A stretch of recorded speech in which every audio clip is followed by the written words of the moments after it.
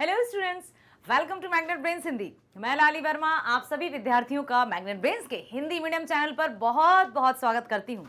साथ ही हर बार की तरह ये आशा भी करती हूँ कि आप सभी स्वस्थ होंगे, खुश होंगे, प्रसन्नचित होकर अपने सभी कार्यों को कर रहे होंगे और साथ ही साथ वीडियोस देखने बैठ गए होंगे। जी हाँ, आप सभी से कह रही हूँ, जैसे चित्रंजन, ठीक है, और रंजीत, मुन्ना, आर्यन, शंभू, आप सभी से कह रही हूँ, और भी जिनके नाम अभी मुझे याद नहीं है उनसे भी कह रही हूँ कि आप सभी अपने अपने स्वास्थ्य का ध्यान रखिएगा, क्योंकि ये पंक्ति आप अपने मन मस्तिष्क में बिठा लीजिए। स्वस्थ शरीर में ही स्वस्थ मस्तिष्क का वास होता है, जिससे हम अपने कार्यों को भली भांति कर सकते हैं और वो कार्य सही से हो भी पाते हैं। साथ ही साथ जब कार्य बहुत अच्छे से हो जाते हैं तो हम खुश भी होते हैं, और जब हम खुश होते हैं तो वातावरण एकदम चहक उठता है, बहुत अच्छा होता है।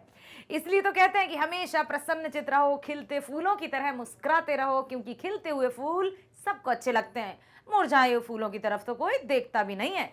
इसलिए आपको हमेशा प्रसन्नचित रहना है, और इसका सबसे अच्छा तरीका है अपने आप को बिजी रखना, अपने स्वास्थ्य का विशेष रूप से ध्यान देना, नियमित रूप से जागना, सोना, खाना, पीना, खेलना, कूदना, पढ़ना, लिखना, सब कुछ शामिल करना है।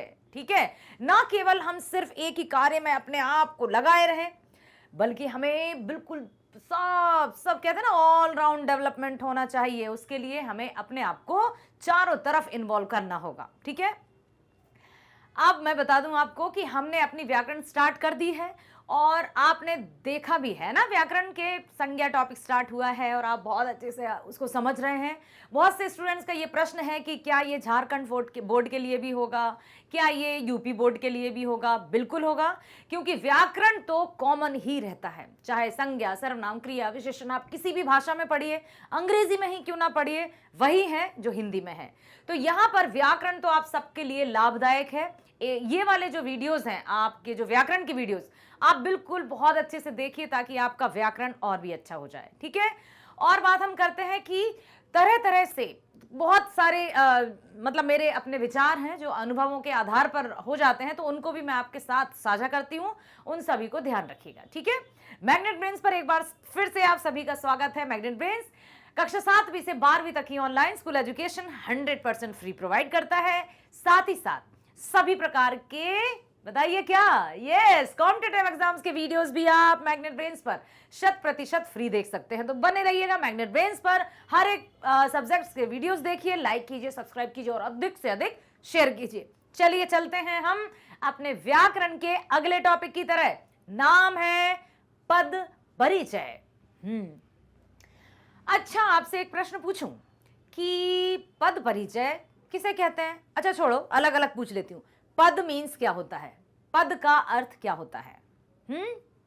पद का अर्थ ओहदा या पोजीशन, बिल्कुल सही। और एक और पद का अर्थ, जैसे हरिपद, प्रभु के चरणों को भी पद कहा जाता है, वेरी वेल डन।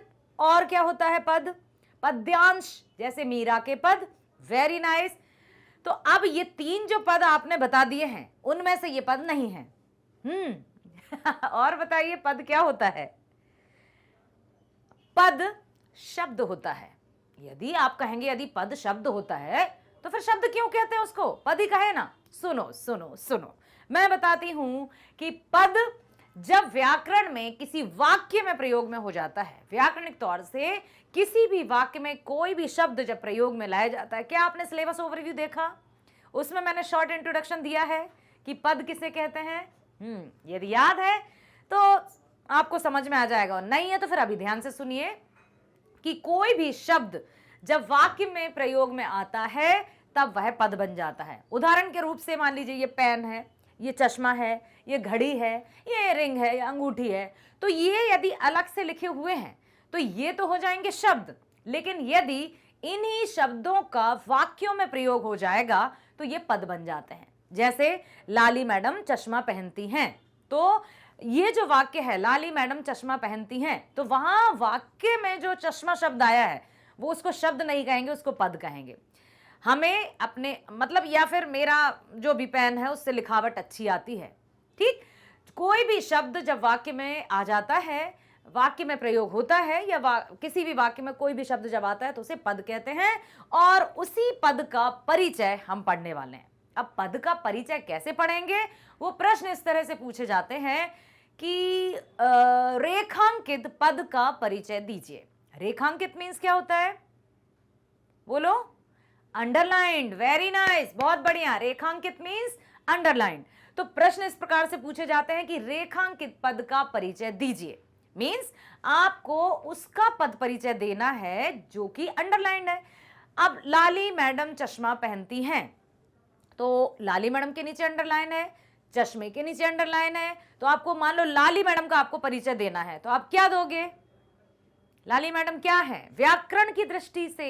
यस, ठीक है, व्याकरणिक दृष्टि से। ऐसा नहीं कि हम इंट्रोडक्शन पूछ रहे हैं कि लाली मैडम हिंदी पढ़ाती हैं, ऐसा नहीं। व्याकरण में लाली क्या है? संज्ञा। वाह, वेरी वेल डन, बहुत बढ़िया, कीप इट अप। संज्ञा, संज्ञा में कौन सी संज्ञा? व्यक्तिवाचक संज्ञा, स्त्रीलिंग, यस, एक वचन। ये हुई ना बात, यही पढ़ने वाले हैं हम। हम पद परिचय की जब परिभाषा की हम बात करेंगे तो पद परिचय की परिभाषा क्या होगी? पद परिचय की, पदों के व्याकरणिक परिचय को पद परिचय कहते हैं। किसे कहते हैं पद परिचय? पदों के व्याकरणिक परिचय को पद परिचय कहते हैं। समझ में आया? अब देखिए, अब आपको एक और बात मैं बता दूं कि जो भी आपने प्रीवियस क्लासेस में व्याकरण पढ़ा है, चाहे वो संज्ञा हो, सर्वनाम हो, क्रिया हो, विशेषण, लिंग, वचन, कारक, सब कुछ जितना भी आपने प्रीवियस विगत कक्षाओं में या पुरानी कक्षाओं में या आपकी छोटी छोटी क्लासेस में, चाहे पहली, दूसरी, तीसरी, चौथी, पांचवी, छठवीं, सातवीं, आठवीं, नवीं, 10वीं में भी आप हैं, ठीक? तो जो भी व्याकरण आपने पढ़ा है वो सब कुछ, सबका निचोड़ है पद परिचय, सबकी परीक्षा है पद परिचय, सबका रिवीजन है पद परिचय। क्लियर? तो अब देखिए, लिखा है यहां, ध्यान से सुनना, व्याकरण की दृष्टि से वाक्य में आए पदों का परिचय देना पद परिचय कहलाता है। अर्थात पदों के व्याकरणिक परिचय को पद परिचय कहते हैं। ठीक है, समझ में आया? पद परिचय देते समय जो पद होता है उसके भेद, उपभेद, लिंग, वचन, कारक आदि का परिचय दिया जाता है। संज्ञा पद परिचय, जैसे खुशी ने गृह कार्य कर लिया। मान लीजिए यहां पर खुशी लिखा है ना, अब खुशी ने गृह कार्य कर लिया, तो खुशी क्या है? संज्ञा। कौन सी? व्यक्तिवाचक संज्ञा। खुशी क्या है? स्त्रीलिंग। खुशी क्या है? एक वचन। खुशी क्या है? कर्ता कारक, कर लिया, क्रिया की कर्ता। ठीक है, तो यहां पर इस तरह से हम पद परिचय देते हैं। यदि हमें सब कुछ भली भांति याद है या हम बहुत अच्छे से सुन पा रहे हैं या समझ रहे हैं, तो हम पद परिचय तो बहुत अच्छे से समझ जाएंगे। ठीक है, संज्ञा हमने पढ़ ली है, सर्वनाम भी पढ़ ली है, क्रिया भी पढ़ लिया है, विशेषण भी पढ़ लिया है, लिंग, वचन, कारक आपने विगत कक्षाओं में अवश्य पढ़े होंगे। तो उन सब का ज्ञान, उन सब की पुनरावृत्ति ही पद परिचय कहलाएगी। सबसे इजी जो परिभाषा है, आप कह सकते हैं पदों के व्याकरणिक परिचय को पद परिचय कहते हैं। किसे कहते हैं? पदों के व्याकरणिक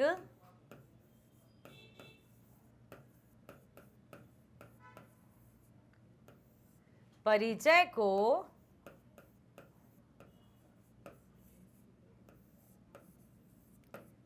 पद परिचय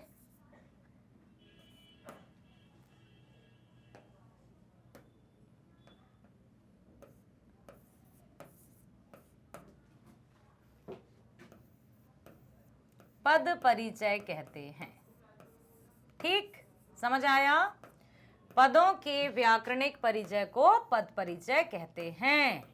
बस इतना आप याद रख लो तो आप बिल्कुल सही से समझ में आ जाएगा। जैसे लिखा है ना, व्याकरण की दृष्टि से वाक्य में आए पदों का परिचय। वाक्य में आए मतलब जो शब्द वाक्य में आ जाते हैं उनको हम कहते हैं पद। शब्द को ही कहा जाता है पद। ठीक है, तो पदों के व्याकरणिक परिचय को पद परिचय कहते हैं। किसे कहते हैं पद परिचय? पदों के व्याकरणिक परिचय को पद परिचय कहते हैं। और व्याकरणिक परिचय क्या होता है कि कोई भी पद जब वाक्य में हुआ है, चाहे वो लाली हो, चाहे चश्मा हो, चाहे पेन हो, किताब हो, कुछ भी, नदी हो, पहाड़ हो, मिट्टी हो, कोई भी, तो उसका व्याकरणिक हमें परिचय देना होता है और उसी के परिचय को या उसी के इंट्रोडक्शन को पद परिचय कहते हैं। इतना क्लियर हुआ? जैसे लिखा है ना यहाँ, खुशी ने गृह कार्य कर लिया, तो खुशी क्या है? संज्ञा है। संज्ञा में कौन सी है? व्यक्तिवाचक संज्ञा। स्त्रीलिंग है, स्त्रीलिंग है। एक वचन, एक वचन। कर्ता, कारक। कारक आपको पता है कारक किसे कहते हैं? कर्ता ने, कर्म को। अब यहां ने विभक्ति के कारण यहां कर्ता है। तो अब और चलते हैं हम आगे, और अच्छे से समझ में आ जाएगा। पद परिचय के उदाहरण देखेंगे हम। कोई भी व्याकरण जब हम पढ़ते हैं, किसी भी टॉपिक को हम पढ़ते हैं, तो उससे संबंधित जो भी उदाहरण होते हैं, उन उदाहरणों की सहायता से हमें बहुत अच्छे से समझ में आने लगता है फिर। क्योंकि एग्जाम्पल्स क्यों दिए जाते हैं? ताकि हम समझ सके। अब यहां पर आ रहे हैं आपके उदाहरण। विजय यहां 10वीं कक्षा में पढ़ता था। आप मान लीजिए आपको देना है विजय का पद परिचय। तो विजय क्या है? विजय संज्ञा। संज्ञा में कौन सी संज्ञा? व्यक्तिवाचक संज्ञा। क्योंकि आप संज्ञा पढ़ चुके हैं, संज्ञा के भेद भी पढ़ चुके हैं और भेदों की परिभाषा और उदाहरण जान चुके हैं। ठीक है, तो व्यक्तिवाचक संज्ञा है। क्या विजय स्त्रीलिंग है या पुल्लिंग है? यस, विजय पुल्लिंग है। क्या विजय एक वचन है या बहुवचन है? तो विजय तो एक वचन है, इसलिए संज्ञा, व्यक्तिवाचक संज्ञा, पुल्लिंग, एक वचन, कर्ता कारक में, ठीक है, पढ़ता था क्रिया का कर्ता।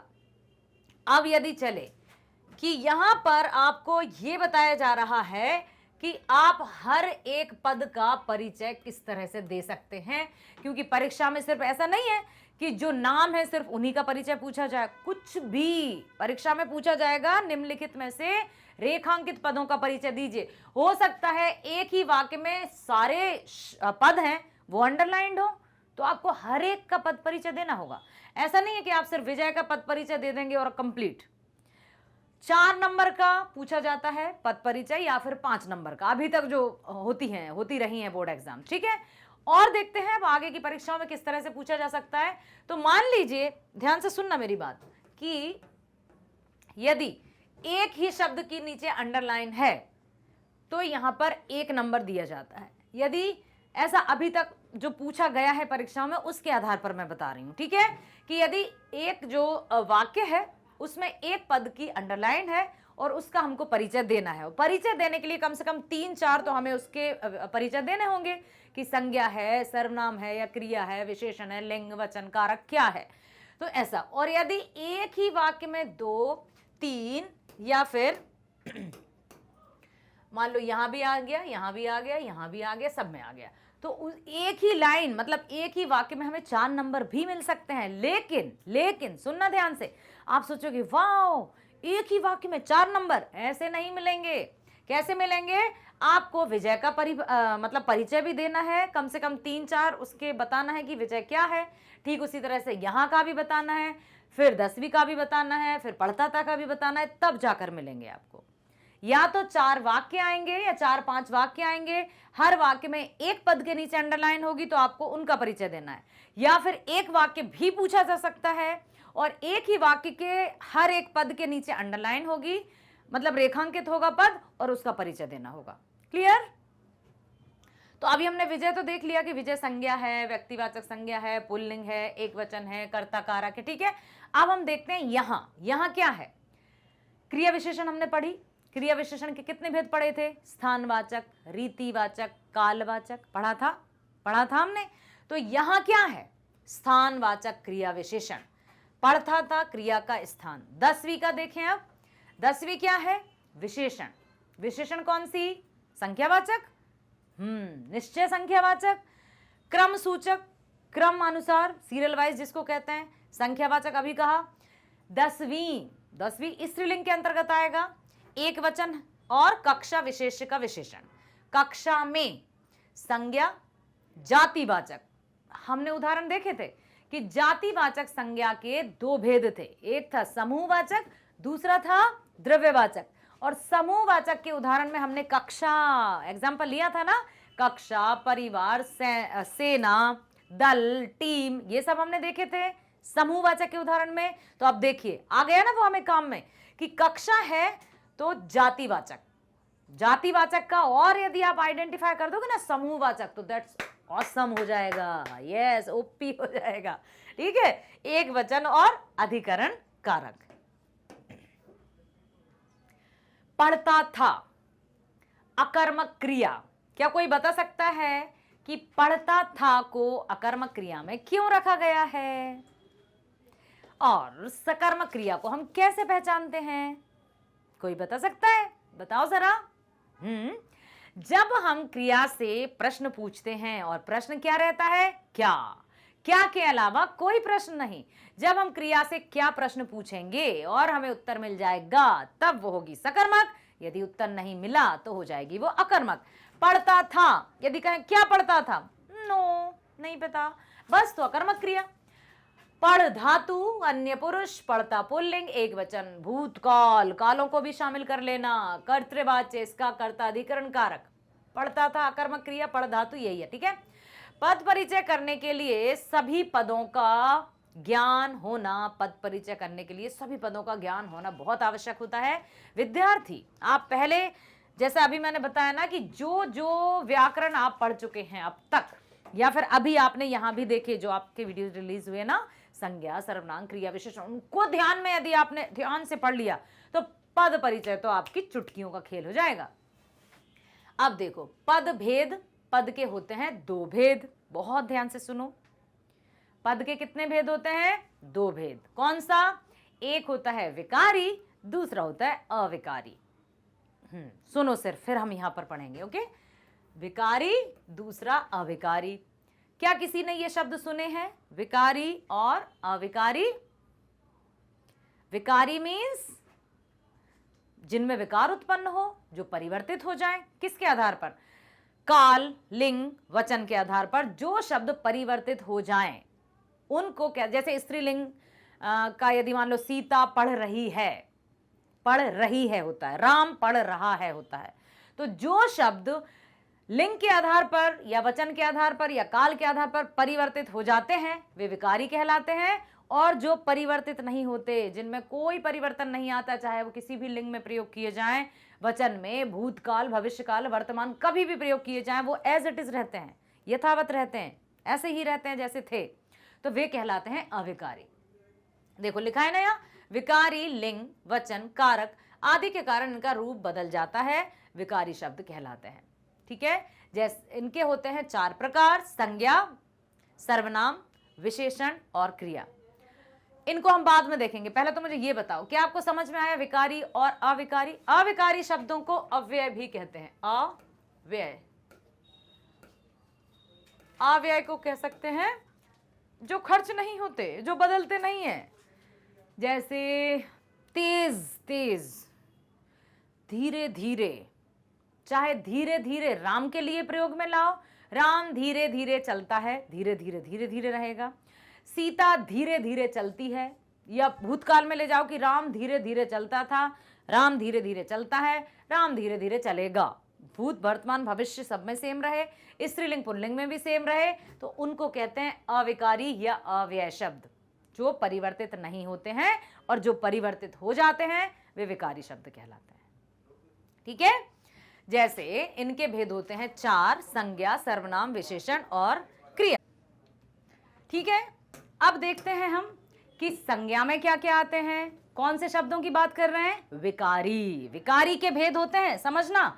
आप अविकारी अभी नहीं, अविकारी मीन्स अव्यय, जैसा कि अभी मैंने बताया, जो खर्च नहीं होते, अव्यय, जिनमें परिवर्तन नहीं आता। और अभी हम पढ़ रहे हैं विकारी के। क्या होते हैं विकारी के? संज्ञा, सर्वनाम, विशेषण और क्रिया। तो सबसे पहले हम पढ़ते हैं संज्ञा, विकारी शब्द। ठीक है, किसी व्यक्ति, वस्तु, स्थान, भाव आदि के नाम को बताने वाले शब्दों को संज्ञा कहते हैं। ये तो आपको पहले से ही पता है। किसे कहते हैं संज्ञा? किसी व्यक्ति, वस्तु, स्थान, भाव आदि के नाम को बताने वाले शब्दों को संज्ञा कहते हैं। जैसे कोई भी नाम हो सकता है, तोता, हाथी, घोड़ा, गधा, आदमी, लंदन, क्रोध, ईमानदारी, सब कुछ आ जाता है, जो कि आप ऑलरेडी पढ़ चुके हैं, ठीक है। और ये भी आप पढ़ चुके हैं कि संज्ञा के 3 भेद होते हैं। बोलो जल्दी, मैंने छुपा लिया है, अब बताओ संज्ञा के कौन कौन से होते हैं भेद, जो कि 3 हैं। बोलो बोलो, चित्रंजन आप ही बोलो, हाँ बोलो। व्यक्तिवाचक, यस, वेरी वेल डन। दूसरा जातिवाचक, तीसरा भाववाचक, वेरी गुड, बहुत बढ़िया। तो व्यक्तिवाचक, जातिवाचक, भाववाचक।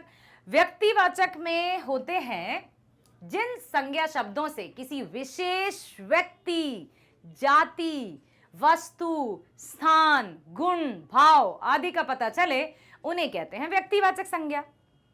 क्लियर हुआ कि जिस संज्ञा शब्दों से किसी विशेष व्यक्ति, प्राणी, वस्तु और स्थान आदि का पता चलता है, उन्हें व्यक्तिवाचक संज्ञा कहते हैं।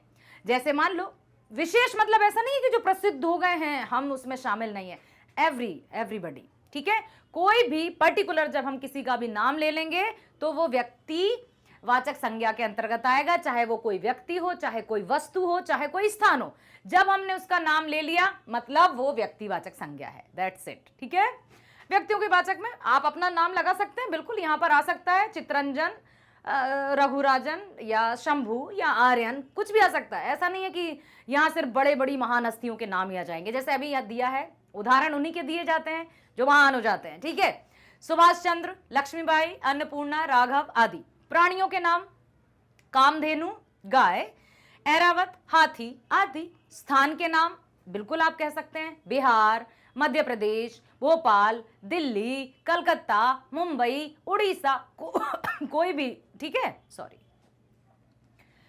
जातिवाचक में, जातिवाचक मतलब ये नहीं कि हम बताएंगे ब्राह्मण, क्षत्रिय, वैश्य, शूद्र, नो, उस जाति की बात नहीं हो रही है। जाति मीन्स आप किस श्रेणी में हैं, मानव जाति में है, पशु जाति में है, पर्वत जाति में है या नदियों की जाति में है, वो जाति।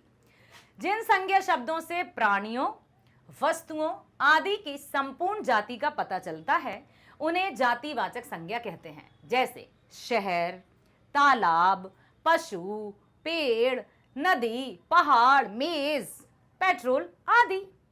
समझ आया कि मान लो तरल पदार्थों की बात हो रही, तरल समझते हो, लिक्विड। यदि तरल पदार्थों की बात हो रही है तो तेल, तेल में ऐसा तो है नहीं कि सिर्फ एक ही प्रकार का तेल होता हो, तेल तो कई प्रकार का होता है, मूंगफली का होता है, सोयाबीन का होता है, बादाम का होता है, बहुत सारा तेल होता है, जैतून का होता है, तो वो भी तेल आ जाएगा। तो यहां पर कि किस जाति का है वो आएगा जातिवाचक के अंतर्गत, ठीक है। अब जातिवाचक के होते हैं 2 भेद। अब आपको समझ में आ रहे होंगे क्योंकि ऑलरेडी आप संज्ञा पढ़ चुके हैं, पढ़ा है, फर्स्ट वीडियो देखा था जिसमें संज्ञा के बारे में, यस, यदि देखा है तो आपको कोई परेशानी नहीं होगी।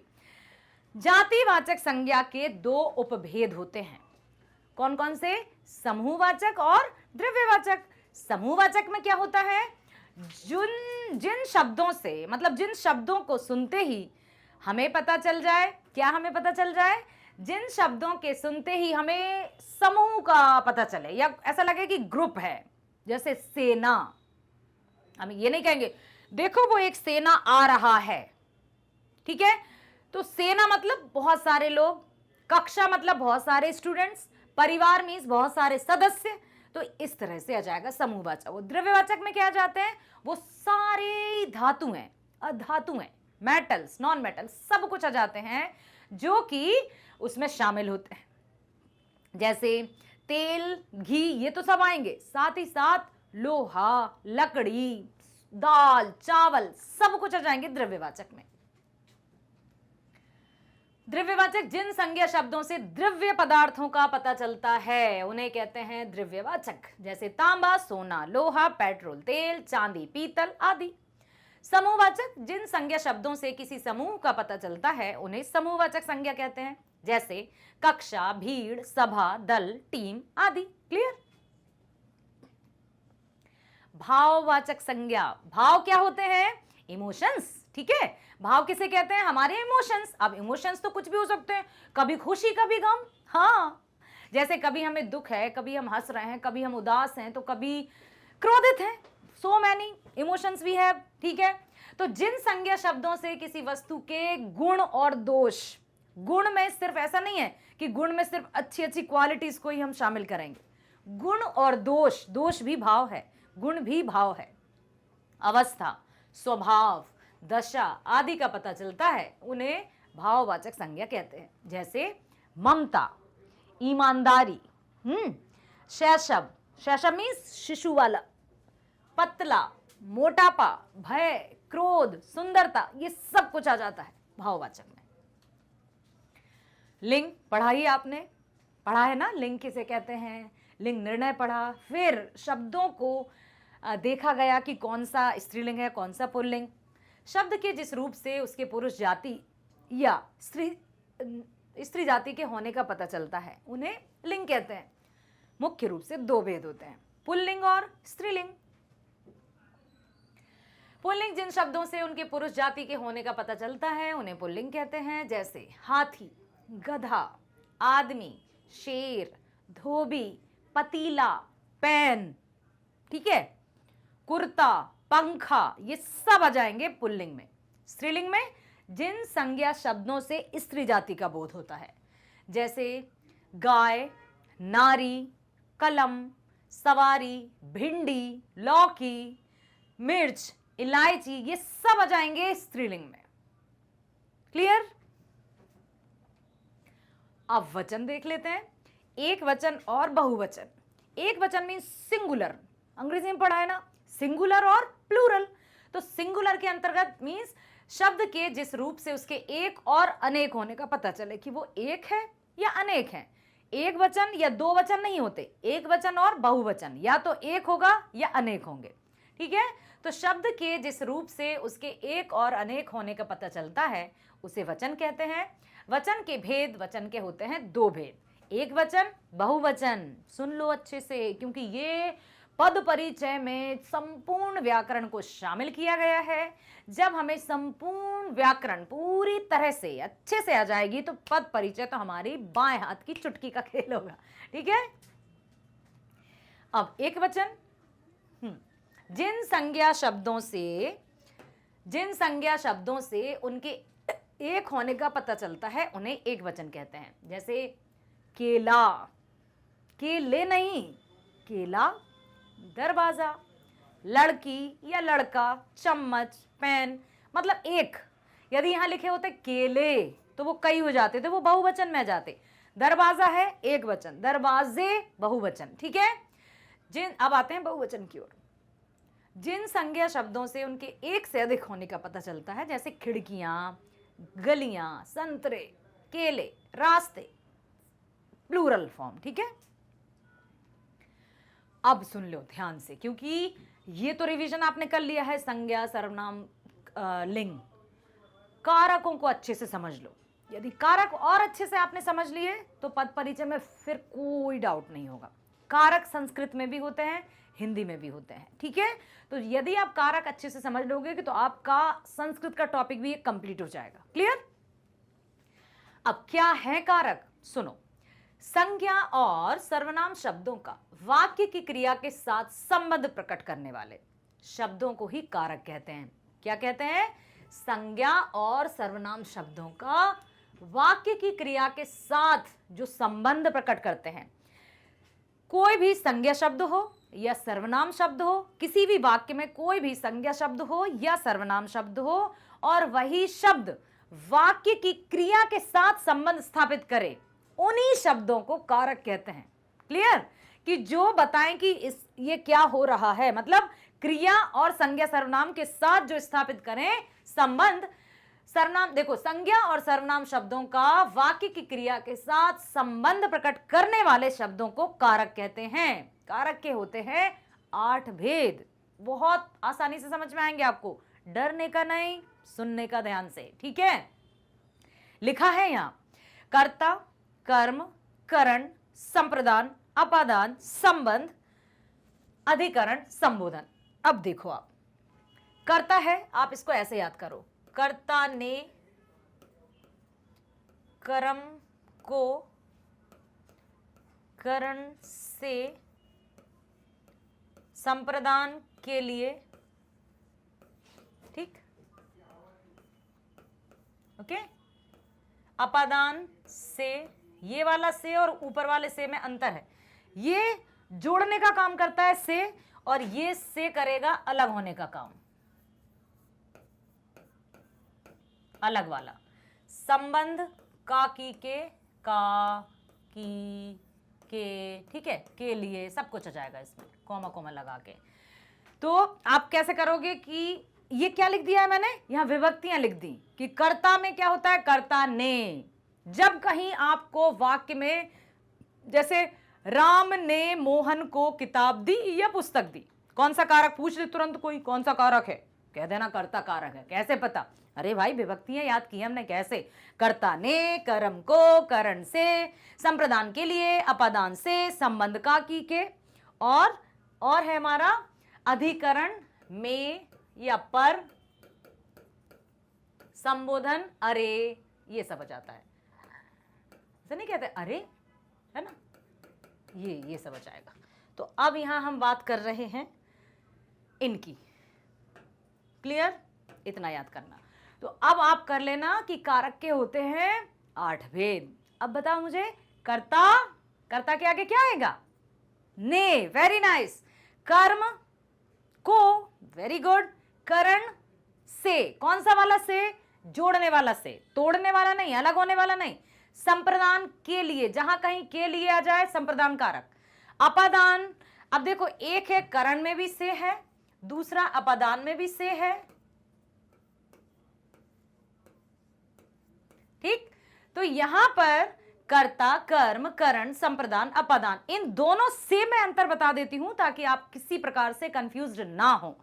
करण से में उससे मतलब उसी के साथ जुड़ा हुआ है, उससे कहा, है ना, ऐसे इस तरह से। और अपादान मतलब अलग होना, जैसे पेड़ से पत्ता गिरा, पेड़ से पत्ता गिरा, जब कहीं बात अलग होने की हो जाए, जैसे मुंबई से कलकत्ता गया, ठीक है, अलग हो गया ना, मुंबई से दूर चला गया, पेड़ से पत्ता दूर चला गया। तो ये वाला जो अपादान है वो से अलग होने वाला से है, और ये साथ रहने वाला से है। करण में साथ, अपादान में अलग। संबंध तो पता ही आपको, कर्ता ने कर्म को करण से, संप्रदान के लिए, अपादान से, संबंध के लिए भी आ जाता है यहां पर। और अधिकरण मतलब में, अधिकरण को कैसे याद करो, में और पर, जैसे टेबल पर किताब रखी है, कमरे में कोई है, में और पर, अधिकरण। संबोधन, अरे क्या कर रहे हो भाई, सुनो इधर, तुमसे कह रही हूं, ध्यान से सुनो, ठीक है। और या फिर प्रिय भाइयों बहनों, प्रिय विद्यार्थियों, ये सब संबोधन। अब देखो, अभी मैंने आपको शॉर्ट में बता दिया, वही है ये सब उनका डिटेल, ठीक, ठीक है। अभी मैंने आपको जो समझा दिया वही यहाँ लिखा है, तो आप ध्यान से सुनना ताकि और अच्छे से समझ में आ जाए। कर्ता कारक, क्रिया करने वाले को कर्ता कहते हैं, जो क्रिया करता है उसे कर्ता कहते हैं, मतलब जिसके द्वारा कोई भी कार्य किया जाता है उसे कर्ता कहते हैं। जैसे मैं पढ़ा रही हूं, मैं करता हूं, आप पढ़ रहे हो, आप भी करता हो। तो जो भी क्रिया करता है उसे मतलब क्रिया करने वाले को कर्ता कहते हैं। कर्ता का विभक्ति चिन्ह ने होता है, जैसे मानव ने आम खाया, हमने देखा था ना, कर्ता ने, मानव ने। तो यहां पर कर्ता का क्या हो जाएगा, ने, ठीक है। अब चलते हैं दूसरे की। कर्म का क्या होता है, कर्ता ने कर्म को, यस। वाक्य में क्रिया का फल कर्ता पर ना पड़कर जिस अन्य संज्ञा सर्वनाम शब्द पर पड़ता है उसे कर्म कारक कहते हैं। कर्म कारक का विभक्ति चिन्ह को होता है।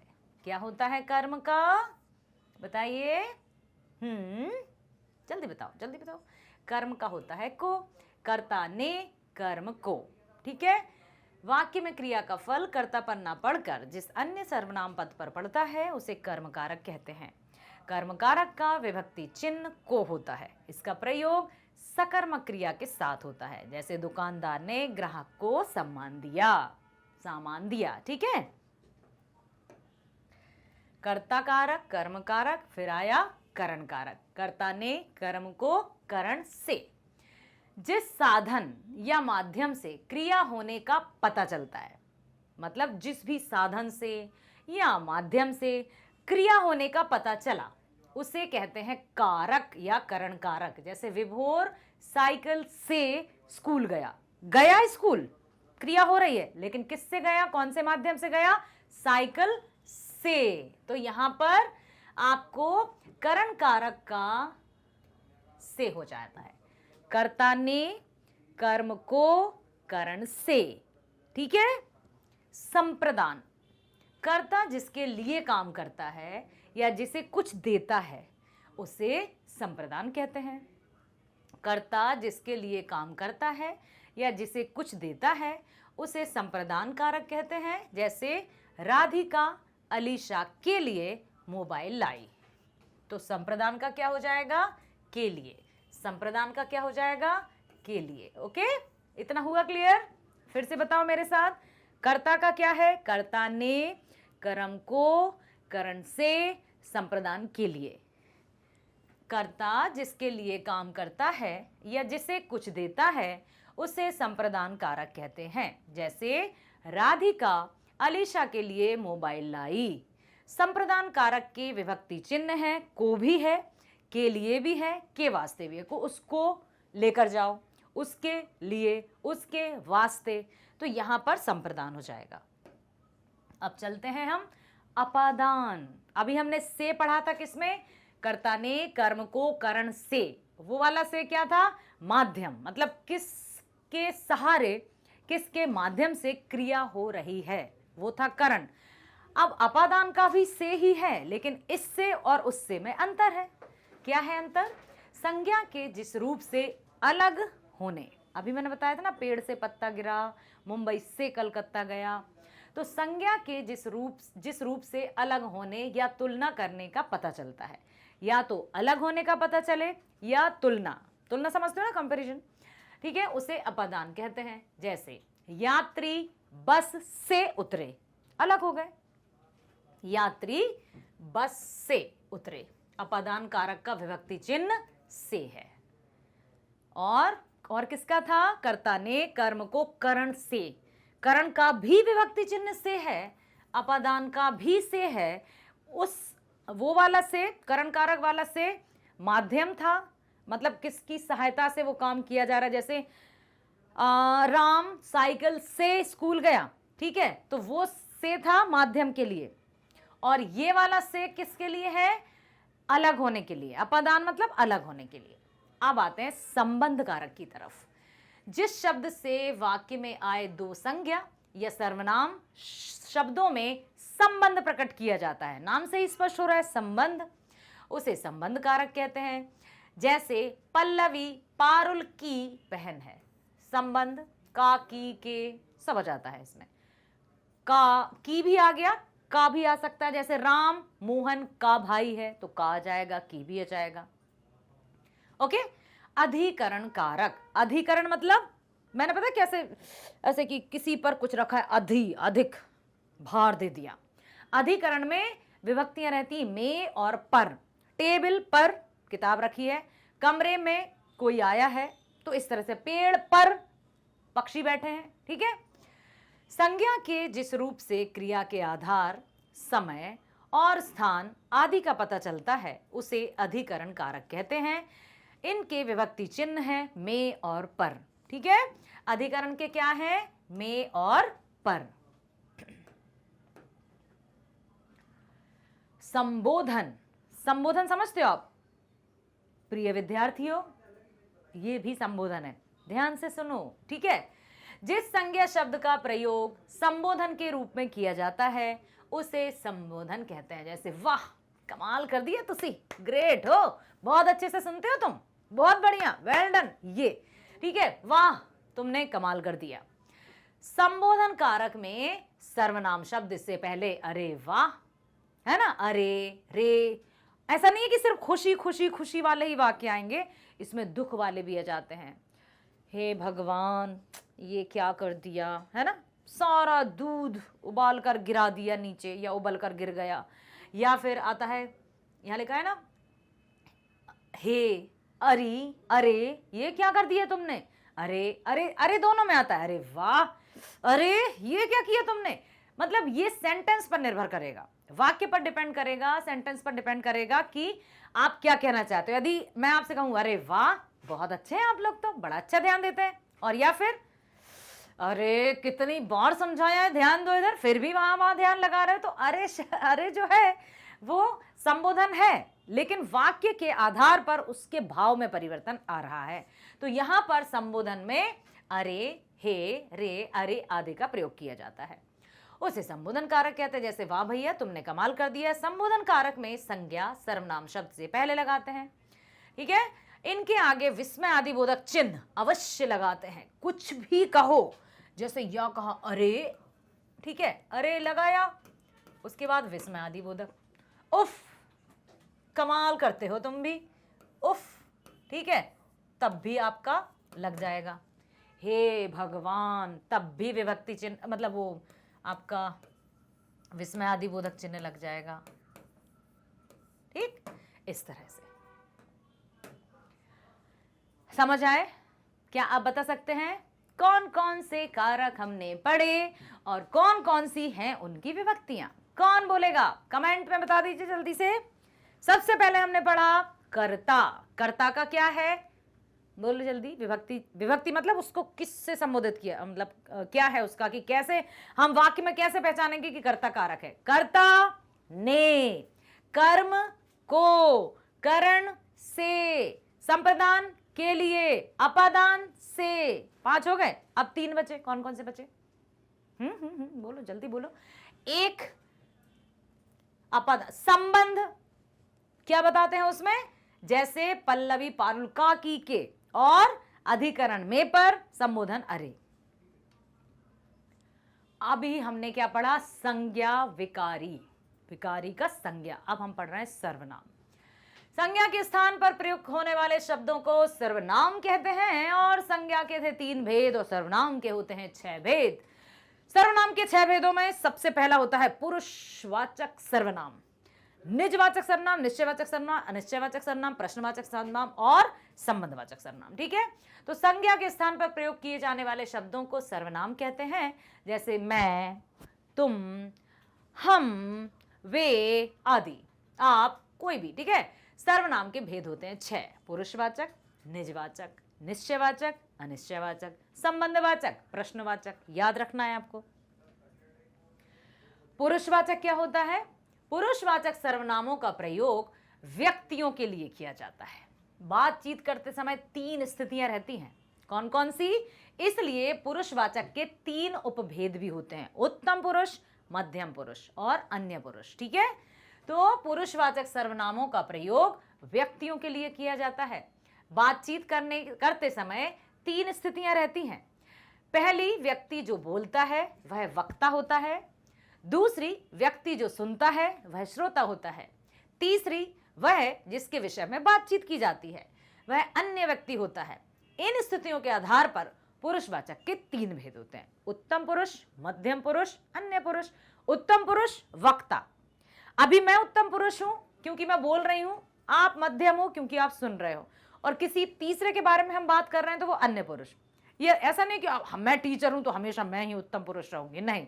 यदि आप बोलेंगे और मैं सुनूंगी तो आप उत्तम पुरुष हो जाओगे, मैं मध्यम पुरुष हो जाऊंगी। समझ में आया? उत्तम, मध्यम, अन्य।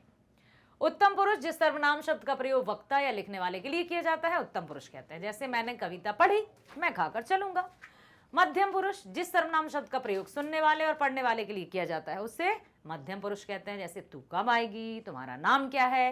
अन्य पुरुष जिस सर्वनाम शब्द का प्रयोग वक्ता या श्रोता के लिए ना करके अन्य किसी के लिए किया जाता है वो अन्य पुरुष कहलाता है, जैसे वह धीरे धीरे आई, वो महान व्यक्ति थे, आदि आदि।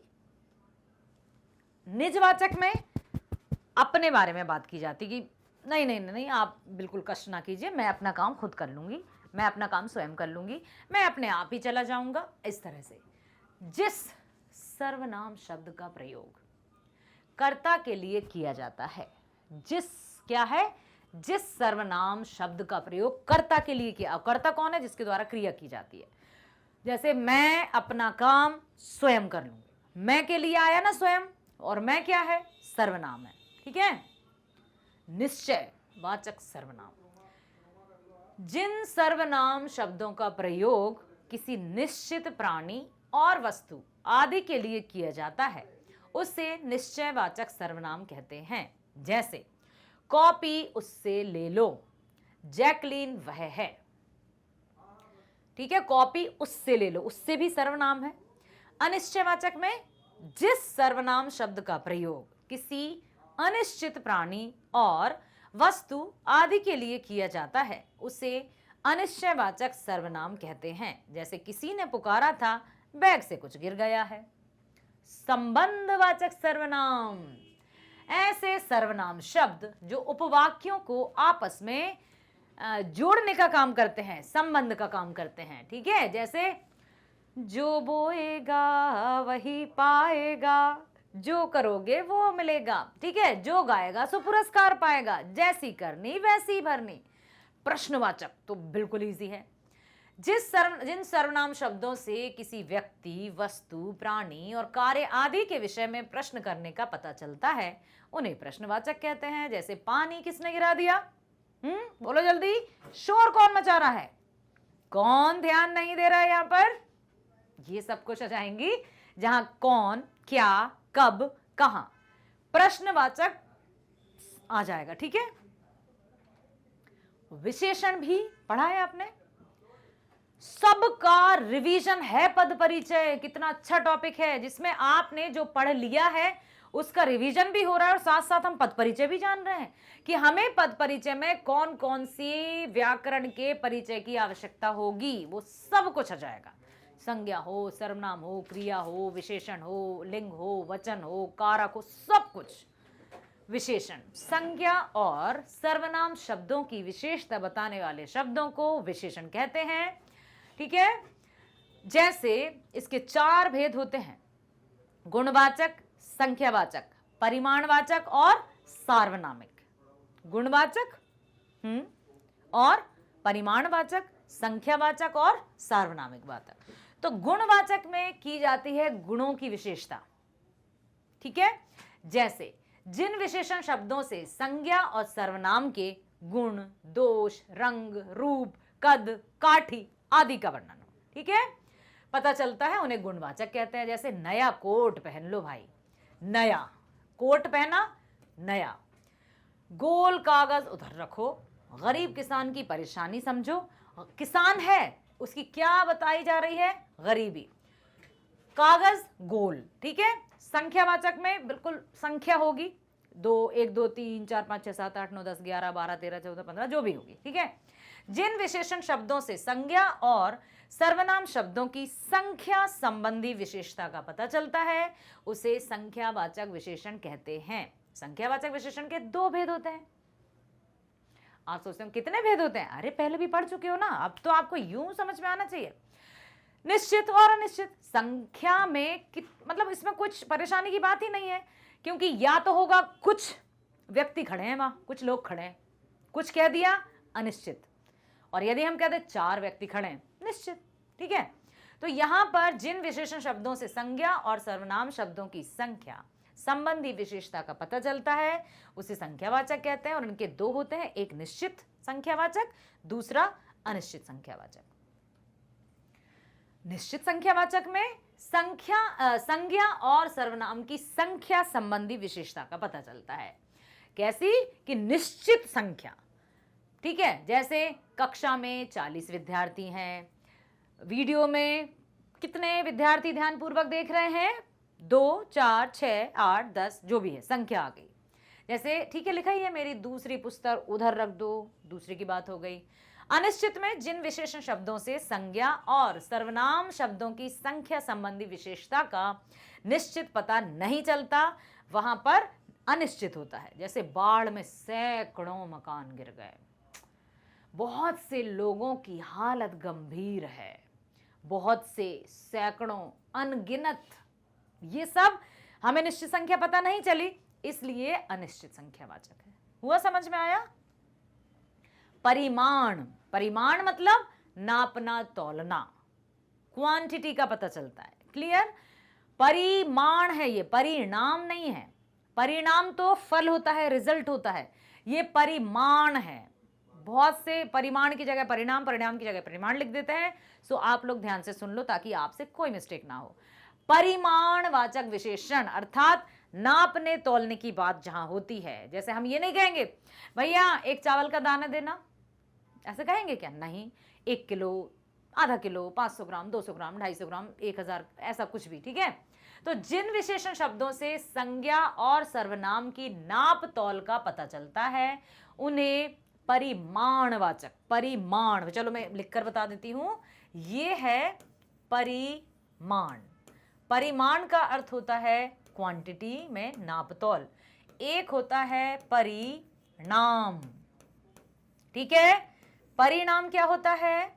ये तो है नापना तोलना, नाप तौल, जो कि आप देख ही रहे हैं ऊपर, नाप तौल।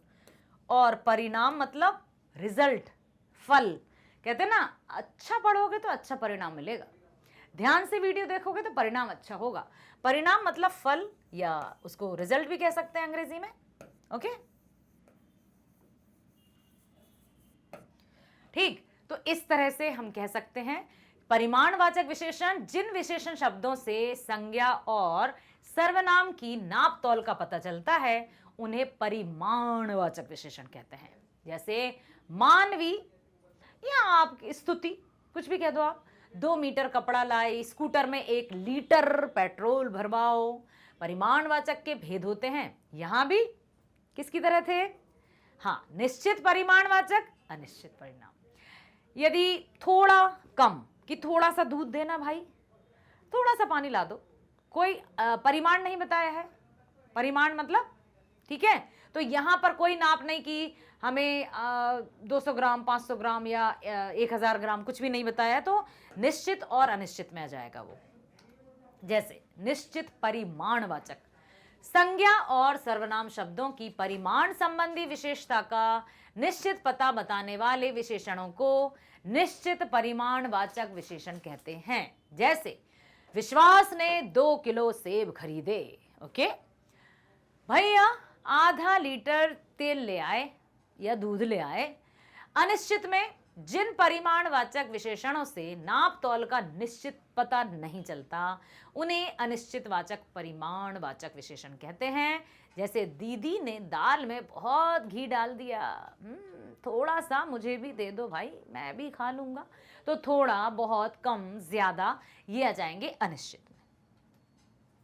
सार्वनामिक विशेषण, सार्वनामिक विशेषण ऐसे सर्वनाम शब्द जो संज्ञा की विशेषता बताते हैं सार्वनामिक विशेषण कहलाते हैं। जैसे यह कमीज नहीं चाहिए, तुम्हारी अध्यापिका आ गई। प्रविशेषण जो विशेषण की विशेषता बताए, प्रविशेषण मीन्स जो विशेषण की भी विशेषता बताए। मान लीजिए ये काला है, ठीक है, या फिर ये लाल है, दिखाई दे रहा है, ठीक है, ये लाल है। यदि मैं कहूं लाल क्या है? विशेषण। यदि इसका प्रविशेषण हो गहरा लाल, विशेषण लाल है, उसकी भी विशेषता बताई तो वो प्रविशेषण कहते हैं, गहरा, हल्का। ठीक है, विशेषण शब्दों की विशेषता बताने वाले विशेषण प्रविशेषण कहलाते हैं। जैसे नन्हा शिशु बहुत सुंदर है, प्रमोद कम समझदार है। समझदार तो है लेकिन थोड़ा कम है। ठीक, अब चल रहे हैं हम क्रिया पर। क्रिया की वीडियो देखे हैं आपने? देखे हैं तो बिल्कुल समझ में आ ही जाएगा आपको, तो सुनो ध्यान से। जिन शब्दों से किसी कार्य के करने या होने का बोध होता है उन्हें क्रिया कहते हैं। मुख्य रूप से क्रियाएं 2 प्रकार की होती हैं, सकर्मक क्रिया, अकर्मक क्रिया। सकर्मक क्रियाएं वे कहलाती हैं जिनसे कर्म का बोध होता है, और अकर्मक क्रियाएं वे होती हैं जो सभी होती हैं, मतलब कर्म के अलावा जो क्रियाएं वो सब क्रियाएं अकर्मक में आएंगी, क्योंकि क्रिया तो सब है। जैसे लो, मैं सो गई, ये भी क्रिया है। मैं जाग गई, ये भी क्रिया है। मैं जा रही हूं, ये भी क्रिया है। मैं पढ़ रही हूं, ये भी क्रिया है। लेकिन कैसे पता चलेगा कि ये सकर्मक है, ये अकर्मक है? उनके कर्म के आधार पर। ठीक है, सो ध्यान से सुनो। जिन शब्दों से किसी कार्य के करने या होने का पता चलता है क्रिया कहते हैं। जैसे दुकान खुल गई, खरीद लाओ मोबाइल, मोबाइल खरीद लाओ, अच्छे आ रहे हैं नए नए, या फिर अपनी कॉपी किताबें खरीद लो। क्रिया के मूल रूप को धातु कहते हैं, इतना भी याद रखना। ये जैसे धातु किसे कहते हैं? मूल रूप, बेस, बिल्कुल उसका स्टार्टिंग। जैसे चल, धातु क्या है? चल। क्रिया क्या है? चलना। उठ, उठना। बैठ, बैठना। लिख, लिखना। पढ़, पढ़ना। तो जो क्रिया का मूल रूप है वो धातु कहलाता है। इनके साथ प्रत्यय लगकर क्रियाएं बन जाती हैं। प्रत्यय उपसर्ग समझते हो ना? उपसर्ग वे शब्दांश जो किसी भी शब्द के पहले या पूर्व में लगकर एक नए शब्द का निर्माण करते हैं, उपसर्ग कहलाते हैं। प्रत्यय वे शब्दांश जो किसी भी मूल शब्द के पीछे लगकर एक नए शब्द का मतलब नए शब्द का निर्माण करते हैं। तो इनके साथ प्रत्यय लगा देने से ये क्रियाएं बनती हैं। जैसे चल के साथ ना लगाया, चलना। उठना, बैठना, लिखना, पढ़ना। और प्रत्यय हटा दिया तो ये धातु कहलाती हैं। तो क्रिया के मूल रूप को धातु कहते हैं। क्रिया के भेद मुख्य रूप से अभी मैंने बताया आपको दो। कौन से? सकर्मक, अकर्मक। सकर्मक अकर्मक है जिस क्रिया को कर्म की आवश्यकता नहीं होती उसे अकर्मक क्रिया कहते हैं। जैसे मोहन जाता है, नलिनी या बच्ची रोती है और श्याम दौड़ता है, कुछ भी आ जाएगा। डॉक्टर जाता है। सकर्मक क्रिया जिस वाक्य की क्रिया को कर्म की आवश्यकता होती है उसे सकर्मक क्रिया कहते हैं। कल्पना साधना को संस्कृत पढ़ाती है। क्या पढ़ाती है? संस्कृत पढ़ाती है। और लता या गीता तबला बजा रही है। क्या बजा रही है? गिटार, तबला, जो भी, ठीक है। तो यहां पर एक और बात मैंने अभी आपको बताई भी थी प्रीवियस वीडियो जब हमने ये क्रिया पढ़ा था, मैं और बता देती हूं, ध्यान से सुनो कि क्रिया क्या है इसमें? पढ़ाती। जब हम पढ़ाती से क्या प्रश्न करेंगे, उत्तर मिलेगा तो सकर्मक, नहीं मिलेगा तो अकर्मक। यहां लिखा है कल्पना साधना को संस्कृत पढ़ाती है। पढ़ाती है से प्रश्न करो, क्या पढ़ाती है? उत्तर मिला संस्कृत पढ़ाती है। लता तबला बजा रही है। क्या बजा रही है? उत्तर मिला तबला बजा रही, सकर्मक क्रिया। और यदि उत्तर नहीं मिलता तो वो अकर्मक क्रिया हो जाती। अब चलते हैं हम रचना के आधार पर क्रिया के भेद। सामान्य क्रिया, संयुक्त क्रिया। तो सामान्य क्रिया में क्या आएगा? जिस क्रिया में एक ही क्रिया हो उसे सामान्य क्रिया करेंगे। ऑब्वियस सी बात है कि जहां सिर्फ एक क्रिया होगी सामान्य क्रिया। प्रधानाचार्य आए, पुस्तकें उठाओ, भोजन कर लो, मनोज ने गीत गाया। संयुक्त क्रिया में दो से अधिक शामिल हो जाएंगे, एक से अधिक। किसी वाक्य की एक से अधिक क्रियाएं मिलकर मुख्य क्रिया को स्पष्ट करती है, उन्हें संयुक्त क्रिया कहते हैं। जैसे बस आ रही है, गीत गाया जा रहा है या चाय पी जा रही है। नाम धातु, धातु क्या? क्रिया के मूल रूप को कहते हैं नाम धातु। नाम क्या है पहले तो ये बताओ। संज्ञा ही नाम है, किसी भी, चाहे व्यक्ति का हो, चाहे वस्तु का हो, चाहे स्थान का हो, किसी का भी नाम मतलब संज्ञा। तो अब नाम धातु क्रिया की हम बात कर रहे हैं। संज्ञा, सर्वनाम और विशेषण शब्दों से बनी क्रियाओं को नाम धातु क्रिया कहते हैं। संज्ञा से नाम धातु क्रिया, जैसे लज्जा का लजाना। ऐसे प्रश्न आते हैं, ध्यान से सुनना। जैसे आपको आ जाएगा संज्ञा से नाम धातु क्रिया बनाइए। संज्ञा है लज्जा तो आपको नाम धातु बनाना है लजाना। लात लतियाना, फिल्म फिल्माना, बचपन बचपना, ठीक है, बूढ़ा बुढ़ापा, ऐसा बनाना है आपको। सर्वनाम से अपना अपनापन, विशेषण से चिकना चिकनाना, गरम गरमाना, साठ सठियाना, अनुकरणात्मक धातुओं से नाम धातु। खटखट खटखटाना, बड़बड़ करती रहती है, अरे बड़बड़ाती रहती हैं, ठीक है। तो ये सब नाम धातु के उदाहरण हैं। प्रेरणार्थक क्रिया, याद है प्रेरणार्थक में हमने क्या पढ़ा था? जो कार्य किसी से करवाया जाए, जैसे शिक्षिका ने विद्यार्थियों को पाठ पढ़ाया, ये प्रेरणार्थक क्रिया के अंतर्गत आएगा। जब कर्ता स्वयं कार्य ना करके किसी को कार्य करने की प्रेरणा देता है उसे प्रेरणार्थक क्रिया कहते हैं। जैसे नौकर ने बैठकर बर्तन साफ किए या मालिक ने नौकर से बर्तन साफ करवाए, ठीक है। अब आता है अविकारी या अव्यय। अभी हमने यहां तक, हमारा क्या हो गया? विकारी। अब जा रहे हैं हम दूसरी तरफ। किसकी तरफ? अविकारी शब्दों की तरफ, जिनको अभी मैंने आपको बताया था कि अविकारी या अव्यय एक ही होते हैं। और यहां तक हमारा अभी जो हमने पढ़ा वो हमने विकारी शब्द पढ़े हैं। अब हम पढ़ रहे हैं अविकारी शब्द। विकारी शब्द समझ में आ गए कि जो भी अभी तक हमने पढ़ा, थोड़ा सा फ्लैशबैक में चलें क्या? चलो बता देते हैं। जैसे सब कुछ जो हमने पढ़ा है वो विकारी शब्दों के अंतर्गत आएगा, और अब जो हम पढ़ने जा रहे हैं वो आएगा अविकारी शब्द या अव्यय शब्द। ठीक है, अव्यय शब्द मीन्स जो लिंग वचन कारक काल के आधार पर सेम ही रहेंगे, जिनमें कोई परिवर्तन नहीं आएगा, चाहे स्त्रीलिंग के प्रयोग में लाए जाए या पुल्लिंग के लिए, वो सेम ही रहेंगे। तो अविकारी या अव्यय ऐसे शब्द होते हैं जिनके रूप, लिंग, वचन, कारक, काल, चाहे भूत, भविष्य, वर्तमान, पुरुष आदि की दृष्टि से नहीं बदलते, उन्हें अविकारी या अव्यय कहते हैं। जैसे हाथों हाथ, इधर उधर, धीरे धीरे, तेज तेज। ठीक है, ये सब आ जाते हैं अविकारी शब्दों में। और अव्यय या अविकारी, इनके भी भेद होते हैं। क्रिया विशेषण, संबंधबोधक, समुच्चय बोधक, विस्मयादि बोधक और निपात। ध्यान रखो, आप ये मत सोचो ओ माय गॉड ये क्या है। सब कुछ आता है आपको, सिर्फ नाम देना है। सब कुछ आता है आपको, सिर्फ यहां पर तो हम नाम की बात कर रहे हैं। ठीक है, और सबसे बड़ी बात क्या है कि ये सब आप पढ़ चुके हैं। पढ़ाना आपने क्रिया विशेषण, संबंधबोधक, समुच्चय बोधक, विस्मयादि बोधक और निपात। नहीं पढ़ा? ओके, मैं बता रही हूं। क्रिया विशेषण जो क्रिया की विशेषता बताएंगे, संबंध बोधक जो संबंध करेंगे, समुच्चय बोधक मतलब योजक जो और, एवं, तथा, किंतु, लेकिन, परंतु, क्योंकि, यदि, ये सब समुच्चय बोधक होते हैं। और समुच्चय बोधक को योजक शब्द भी कहते हैं। समुच्चय बोधक कौन से शब्द कहलाते हैं? योजक शब्द। और, एवं, तथा, और, एवं, किंतु, परंतु, लेकिन, क्योंकि, यद्यपि, तदापि, ये सब आते हैं।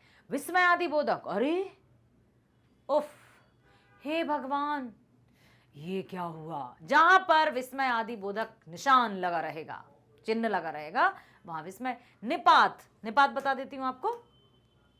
निपात ऐसे शब्द होते हैं, वाक्य में ऐसे शब्द निपात कहलाते हैं जिन शब्दों को बोलने पर जोर लगता है थोड़ा। जैसे मैं कहूं, हाँ चित्रंजन आपको ही ये काम करना है, तो आपको ही जो है ना वो निपात है।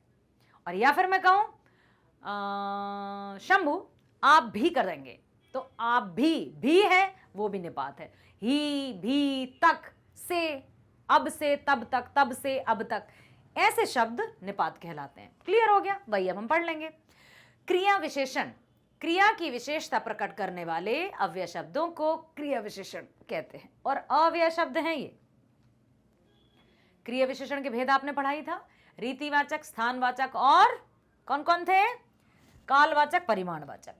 रीतिवाचक मतलब विधि, स्टाइल, कैसे किया कोई भी काम। ठीक है, जिन क्रिया विशेषण शब्दों से क्रिया की होने की रीति या ढंग का पता चलता है, उन्हें रीतिवाचक कहते हैं। जैसे मैंने बताया था ना आपको कि इनको कैसे, रीतिवाचक में आप याद रखो कैसे।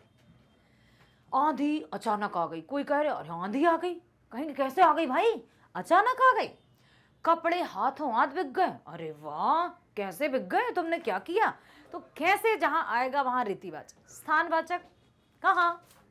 ठीक, जिन क्रिया विशेषण शब्दों से क्रिया के होने का स्थान का पता चले, और स्थान से जब भी संबंध होगा वहां कहां होगा। ठीक, कहां? उधर जाओगे तो स्कूल पहुंचोगे, तो कहेंगे कहां भाई? अरे वहां से चले जाओ। मथुरा ऊपर बैठी है, मथुरा बैठी है, कोई कहां बैठी है? ऊपर बैठी है। कालवाचक कब, काल मतलब समय, तो कब? सुबह, दोपहर, शाम, रात, कब। ठीक है, जिन क्रिया विशेष शब्दों से क्रिया होने का पता चलता है उन्हें कालवाचक कहते हैं। जैसे बहुत भारी बरसात के कारण अब विद्यालय परसों खुलेगा। कब खुलेगा? समय बताया ना, परसों खुलेगा। मौसी जी कल आएंगी। वर्षा अभी भी हो रही है। परिमाणवाचक, अभी हमने देखा नाप तौल, जहां बात की जाए नाप तौल की वहां परिमाणवाचक।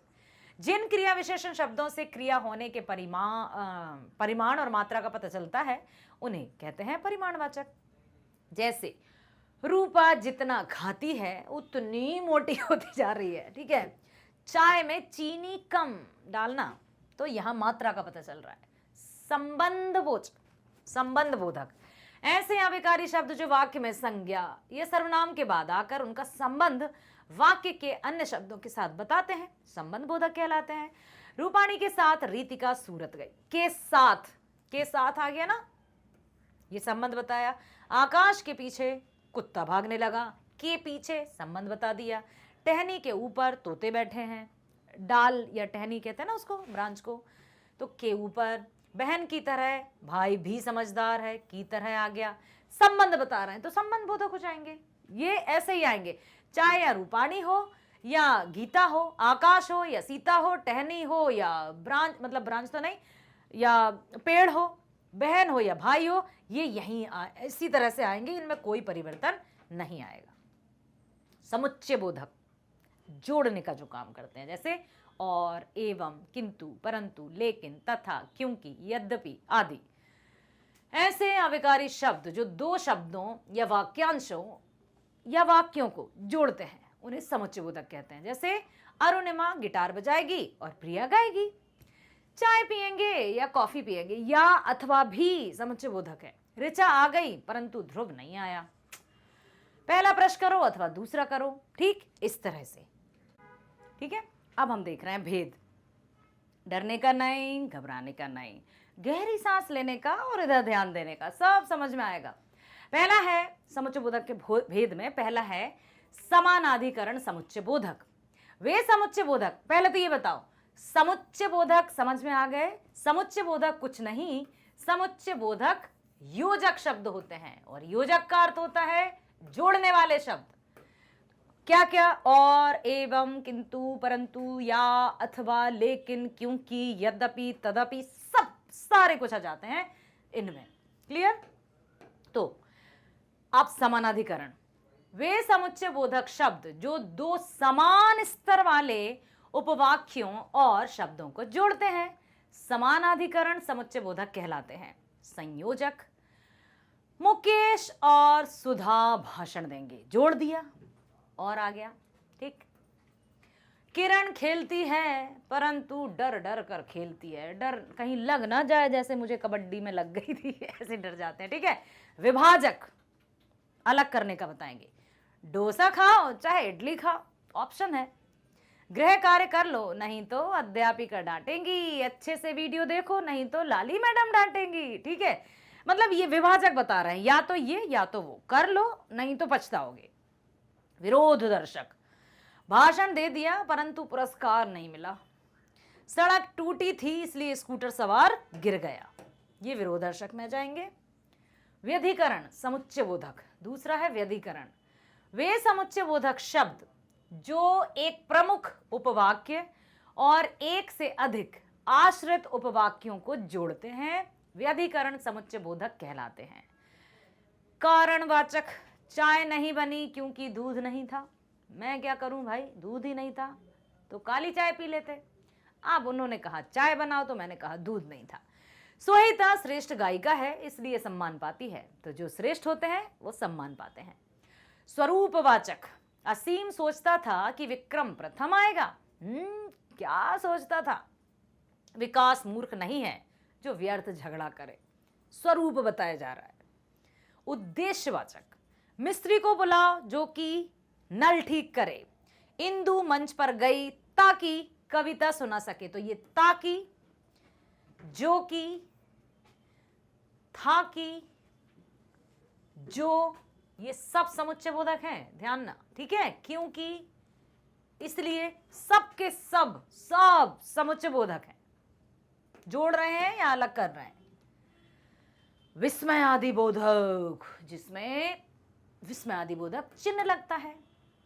विस्मय आदि बोधक ऐसे शब्द जो अत्यधिक विस्मय, विस्मय का अर्थ होता है आश्चर्य। आश्चर्य, खुशी से भी आश्चर्य होता है, दुख से भी आश्चर्य होता है। जैसे नहीं कहते, एक जो अच्छा शब्द होता है ना वो बड़ा मजेदार होता है, या यूं कहें कि दुखदायक भी होता है।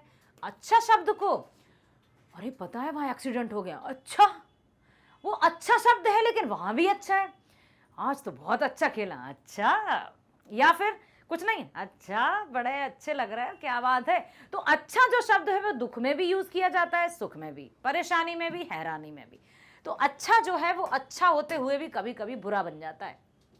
तो ऐसे शब्द जो विस्मय मतलब आश्चर्य, हर्ष मतलब खुशी, शोक मतलब दुख, घृणा मीन्स घिन, छी ऐसा वाला, और प्रशंसा मीन्स तारीफ आदि भावों को प्रकट करते हैं, विस्मय आदि बोधक कहलाते हैं। हर्ष, आह, वाह आदि, प्रशंसा, वाह, ओहो, सुंदर आदि, विस्मय, अरे हैं क्या, अरे हैं क्या, शोक, उफ, हाय आदि, संबोधन, अरे, अजी, अबे, इस तरह से चेतावनी, बचो, हटो, ऐसे सावधान, नहीं तो ये हो जाएगा, है ना। अभिवादन, प्रणाम, नमस्कार, नमस्कार आदि, घृणा, छी, धिक्कार आदि। निपात, अभी मैंने बताया ना आपको, ऐसे अविकारी शब्द जो वाक्य में किसी शब्द के बाद आकर उसके अर्थ को विशेष बल प्रदान करें, थोड़ा सा उनमें वजन आ जाए, बल प्रदान करें, जैसे निपात। जैसे ऋचा ही लघु कथा वाचन करेगी, विमल गाएगा तो विनीत भी गाएगा, ही भी तक, ये आ जाते हैं निपात में। समझ आया। अब है संज्ञा पदों का परिचय। बलराम ने नाश्ता कर लिया। बलराम संज्ञा है, व्यक्तिवाचक है, पुल्लिंग है, एक वचन है, कर्ताकारक, कर लिया, कृत्य। अब आप पद परिचय के लिए एकदम तैयार हो गए। कृति उदयपुर चली गई। कृति संज्ञा, व्यक्तिवाचक संज्ञा, स्त्रीलिंग एक वचन, कर्ताकारक चली गई। अब आप यूं लिखेंगे चुटकियों में। सर्वनाम पदों का, वह पुस्तकालय गया, वह सर्वनाम है, पुरुषवाचक है, पुल्लिंग है, एक वचन है। पुस्तकालय गया, कर्ता, ठीक है। हम इंडिया गेट देखने गए, सर्वनाम है, उत्तम पुरुष है, पुल्लिंग, बहुवचन, कर्ताकारक। विशेषण पदों का परिचय। ललिता ने सुंदर फ्रॉक पहनी। सुंदर विशेषण, गुणवाचक, स्त्रीलिंग एक वचन, फ्रॉक आदि। छोटी बहन शोर मचा रही है। छोटी विशेषण, गुणवाचक विशेषण, स्त्रीलिंग एक वचन, बहन संज्ञा। क्रिया, जब मैं पहुंचा तो विजय सो रहा था। सो रहा था का क्या लिखेंगे, क्रिया है। कौन सी क्रिया, अकर्मक क्रिया। सो रहा था, काल कौन सा है, भूतकाल, पुल्लिंग एक वचन, विजय कर्ता की क्रिया।